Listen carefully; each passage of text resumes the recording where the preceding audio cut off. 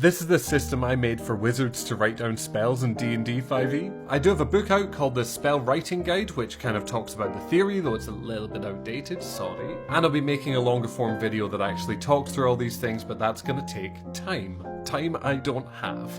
So instead, in this short video, I'm going to try and just show how we can break spells down. Now, the first thing we're going to need is this list of rotationally asymmetric binary numbers. Don't worry too much about the whole rotational asymmetry point, but that's basically just why we're skipping over a couple of binary numbers, and instead we need to just think of this as the given list. So what we're looking for is these patterns of binaries in this spell, and that's going to tell us what the different attributes of the spell are. So just to make that point extra clear, that first number in this binary list, that's going to be like level 0 or cantrip.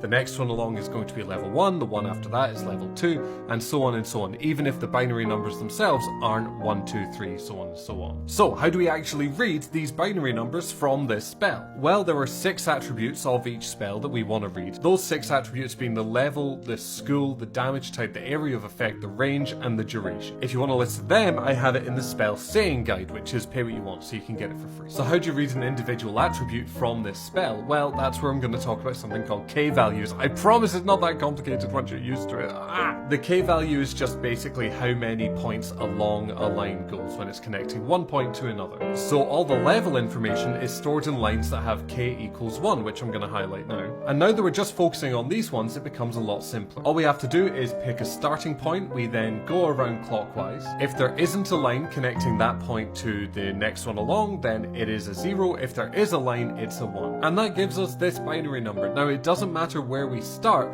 because these binary numbers are rotationally asymmetric. So what we need to do is have a look in our list, our key of binary numbers, and find the pattern of ones that matches the one on the list. And so in this case, we have a level 9 spell. We can then do the same thing for k equals 2, which is going to tell us the school, and then just keep doing that for all the different k values. There are 13 points, so we can have 6 different k values without any weird overlap. And that's it. That's how we read this, basically. It is just going clockwise, so hopefully that makes a little bit of sense. I have a feeling I'm going to still be answering a load of questions, that's totally fine. But hopefully now you have a decent idea of what's going on. And now you can also see that when we want to rearrange these dots and put them in a new shape, there are kind of 2 conditions we've got to fit. The first one is we need to know the order of the dots, just so we can go around either clockwise or, if they're not clockwise, around.